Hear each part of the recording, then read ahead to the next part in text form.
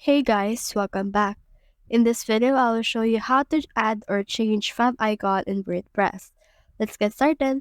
So as you can see right here, I have this white little logo in my page and this is my favicon. Now, if I want to actually change that, let's just head over and click on this preview store. And then as you can see, I still have this. So what we can do in order to actually make this change is to click on this customize option right here. Now, once you have clicked on that customize option, you should be able to see the editor that WordPress has for you. So as of right now, I'm customizing this. So click on this site identity and you can see that I have this logo. So when you try to scroll down, I also have this option for site icon. So if you want to change this or add this, just click on this button right here, click on change, and then just choose the icon that you want to use.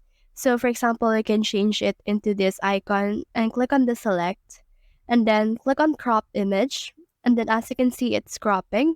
Now, once you have saved these changes, as you can see, this has changed into this one. And that means that we have changed our favicon.